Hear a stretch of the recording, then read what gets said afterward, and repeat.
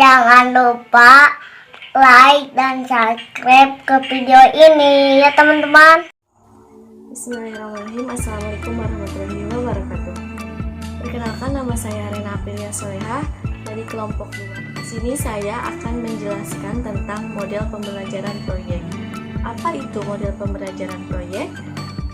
Model pembelajaran proyek adalah model pembelajaran yang melibatkan anak secara aktif dalam merencanakan tujuan pembelajaran untuk menghasilkan produk atau proyek yang nyata.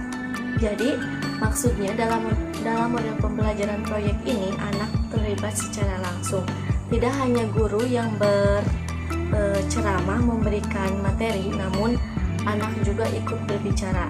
Mengapa seperti itu? Karena dalam model pembelajaran proyek ini ada sesi tanya jawabnya.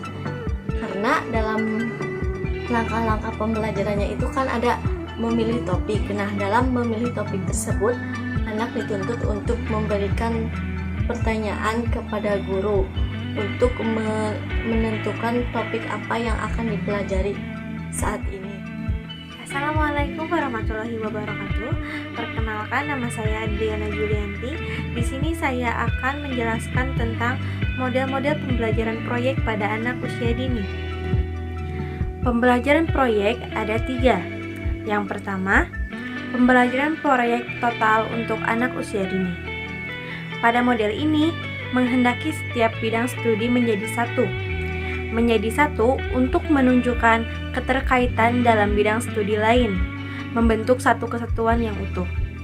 Pembelajaran proyek total pada pendidikan anak usia dini ini terdapat pada pembelajaran tematik.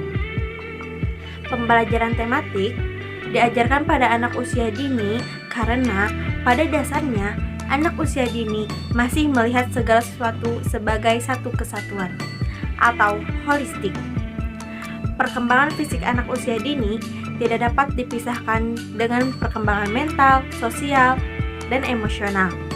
Pembelajaran proyek total pada pembelajaran tematik anak usia dini dapat dicontohkan pada sebuah sekolah, misalnya pada pendidikan anak usia dini sedang mengangkat tema tentang gawai. Maka, tema ini harus dikembangkan oleh guru menjadi rencana pembelajaran. Misalkan, penerapan dalam bahasanya. Guru dapat melakukan tanya jawab mengenai alat-alat komunikasi. Kemudian, untuk kognitifnya, guru dapat membimbing anak untuk bermain peran yang melibatkan gawai atau alat komunikasi untuk kegiatan tersebut. Kemudian, pada kegiatan keterampilan dan seninya, guru dapat menerapkan untuk anak membuat alat komunikasi dengan kertas atau karton. Tentu itu harus menyangkut dengan tema yang sudah ditentukan. Yang kedua, ada pembelajaran proyek parsial atau bagan untuk anak usia dini. Pembelajaran proyek parsial yakni dalam bentuk penggabungan antara bidang studi atau pengembangan yang berdiri sendiri dengan bidang studi yang saling berhubungan. Bidang studi yang berdiri sendiri diberikan dengan model pembelajaran yang lama atau biasa, sedangkan bidang studi yang berhubungan diberikan dengan bentuk proyek. Sebagai contoh, misalkan pada kegiatan proyek pada anak usia dini dengan tema makanan dan minuman, maka guru beserta anak melakukan eksplorasi dari ide-ide atau pertanyaan-pertanyaan yang muncul dari anak. Lalu, dari pertanyaan dan ide tersebut disusunlah rencana kegiatan. Dalam penyusunan dilakukan oleh guru dan anak supaya mereka terlibat dan mereka merasa memiliki atas proyek yang akan mereka jalankan. Yang selanjutnya yakni melaksanakan kegiatan. Peran guru dalam pelaksanaan ini hanya sebagai mentor dan mengamati proses kegiatan. Dan tahap yang terakhir adalah melakukan ringkasan dari apa yang telah anak lakukan atau dialami sebagai puncak dari kegiatan proyek. Pada kegiatan terakhir ini, hasil produk yang dihasilkan pada kegiatan sebelumnya dapat digunakan sebagai atribut atau alat yang digunakan pada kegiatan puncak proyek tema. Yang ketiga, yakni ada pembelajaran proyek okasional. Pembelajaran proyek okasional pada anak usia dini hanya dapat dilakukan pada kegiatan tertentu saja yang memungkinkan dilakukan pelaksanaan pembelajaran proyek maupun secara total atau parsial. Proyek okasional dapat dilakukan dalam 1 bulan sekali. Misalnya, pengimplementasian pembelajaran proyek okasional pada anak usia dini dalam pembelajaran mengenai tema alam. Misalkan dengan subtema tanaman. Pada kegiatan ini, anak-anak dapat melakukan kegiatan berkebun, mulai dari menanam, memanen, dan mengolah hasil panen. Atau alternatif lainnya, anak-anak dan guru bisa melakukan karya wisata atau outbound. Materi yang selanjutnya akan disampaikan oleh teman saya. Nah, dalam langkah-langkah pembelajaran metode proyek, ada yang menyebutkan bahwa ada 6 langkah, 4 langkah, dan 3 langkah. Kalau yang 6 langkah itu, langkah-langkahnya yang pertama adalah penentuan pertanyaan yang mendasar, kedua mendesain perencanaan proyek, ketiga menyusun jadwal, keempat memonitoring siswa, kelima menguji hasil, dan yang terakhir adalah mengevaluasi. Untuk yang 4 langkah, yaitu yang pertama orientasi, terusan desain, pelaksanaan, serta evaluasi. Nah, untuk yang 3 langkah yaitu perencanaan, pelaksanaan, dan evaluasi. Nah, saya di sini akan menjelaskan yang 3 langkah. Yang 3 langkah tadi disebutkan, yang pertama adalah langkah perencanaan. Dalam langkah perencanaan itu, guru bertugas untuk memberikan motivasi belajar siswa dan kegiatan tanya jawab tersebut. Nah, dalam memberikan semangat belajar siswa tersebut, guru mengawali dengan nyanyi-nyanyian atau permainan terlebih dahulu.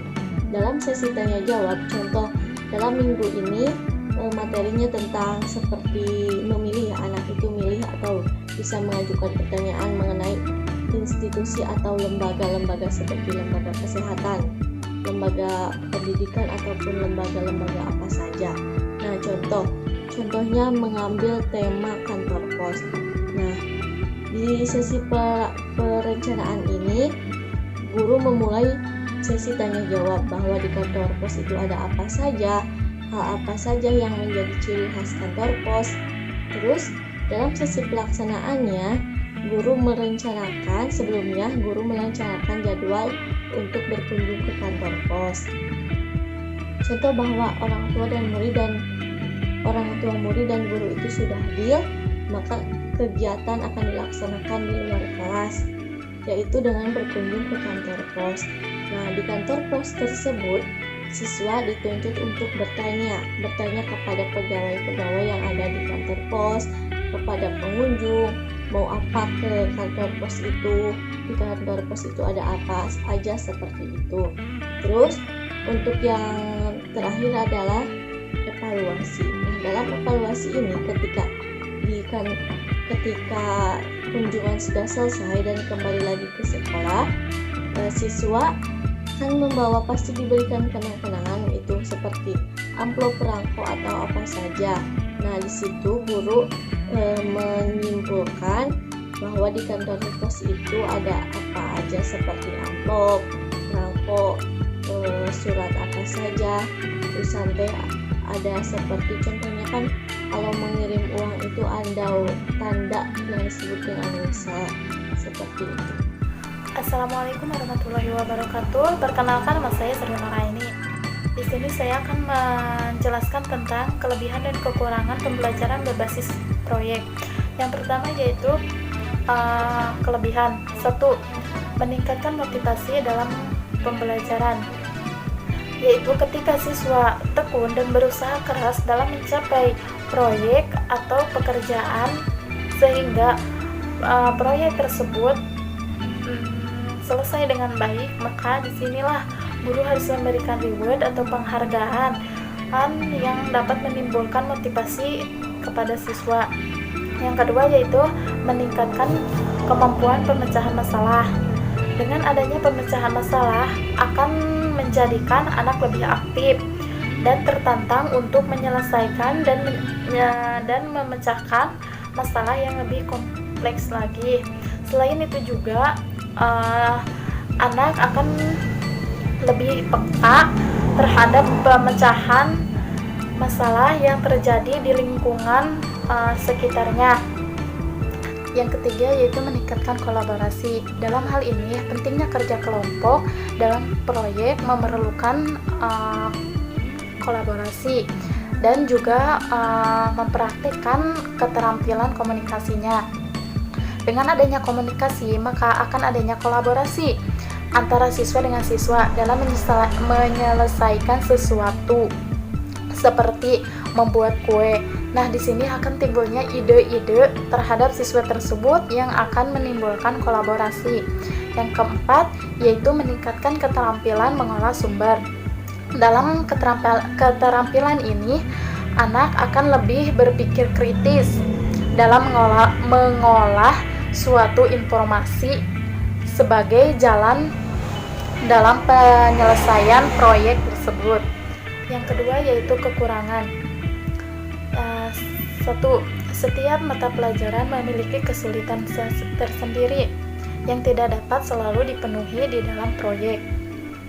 Misalnya dalam pembelajaran keagamaan. Nah, karena kegiatan siswa difokuskan pada pekerjaan yang serupa dengan situasi sebenarnya, yaitu adanya proses pengamatan. Jadi dalam keagamaan tidak selalu dipenuhi dalam proyek.